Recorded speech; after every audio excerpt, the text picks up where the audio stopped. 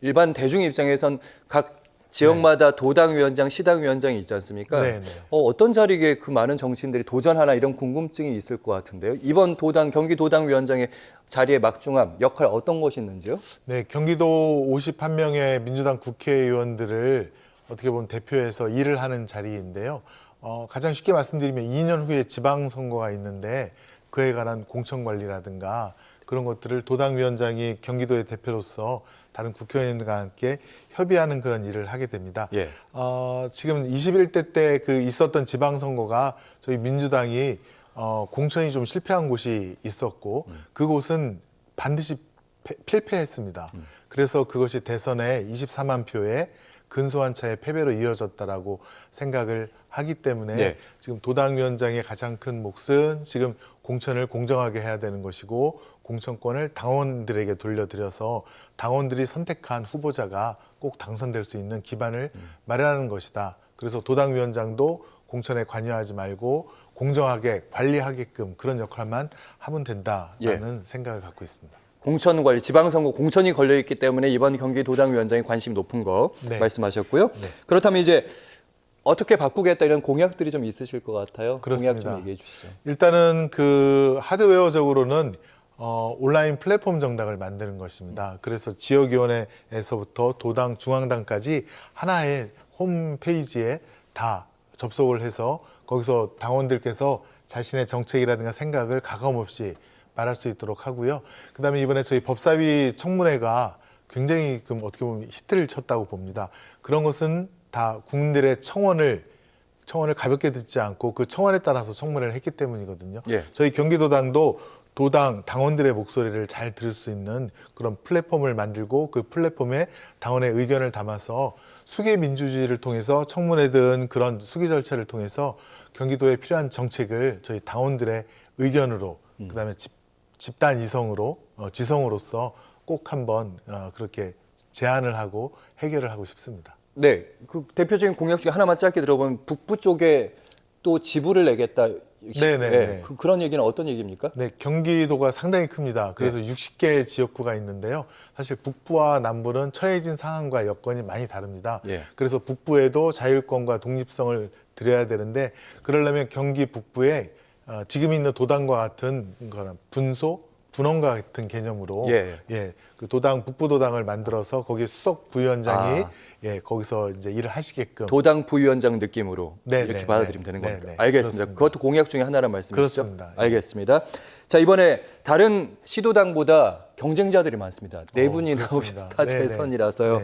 네. 어떤 전략으로 당원들을 표심하십니까? 예, 이 당원 주권 시대는 시대의 흐름이고 피할 수 없는 소명과 같은 것이라고 봅니다.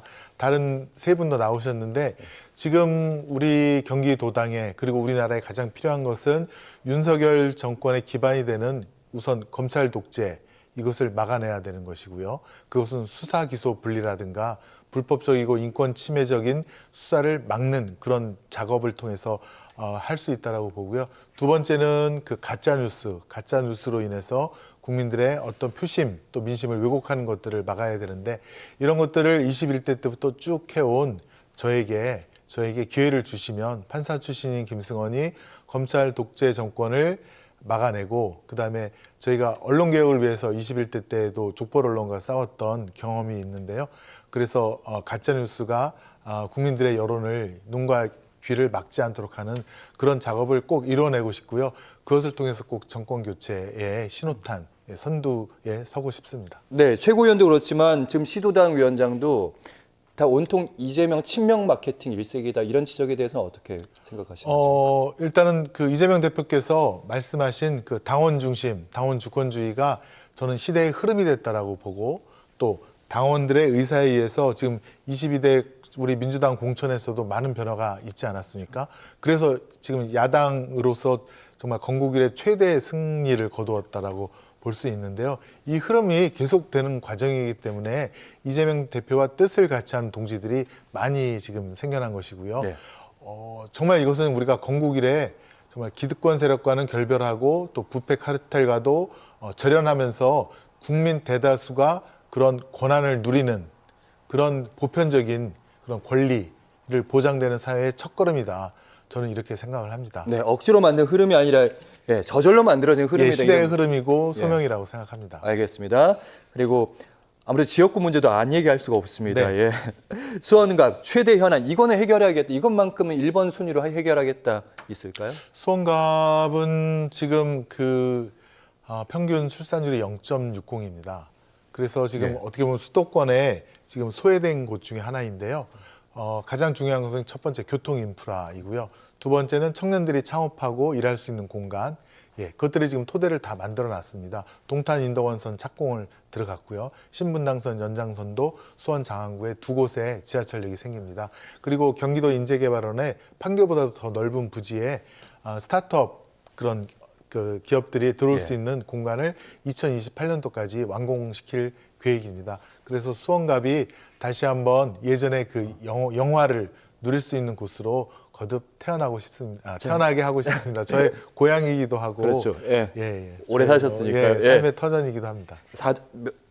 젊은 수원갑을 만들겠다 이런 말씀을 들었습니다. 네, 마지막 질문은 이제 당원 여러분, 민주당원 여러분 그리고 시청자 여러분께 한 말씀 좀 부탁드리겠습니다. 카메라 보시고요. 네, 시청자 여러분, 경기도는 사실은 대한민국의 중심이고 대한민국을 이끄는 중심축이기도 합니다. 경기도가 그러한 역할을 할 수 있도록 수원갑 또 경기도의 출신인 제가 법사위 간사로서 또 경기도당 위원장으로서 꼭 그와 같은 소명을 이루어내고 싶습니다.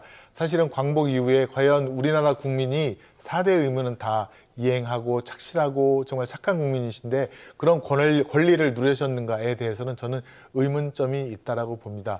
우리 국민이 진정한 주권자로서의 권한을 행사할 수 있는 그 첫걸음을 제가 우리 이재명 대표와 함께 꼭 열어드리겠습니다. 네, 당원 주권 시대 열겠다. 김승원 더불어민주당 의원과 함께했습니다. 고맙습니다. 네, 고맙습니다. 끝까지 함께해 주시고요.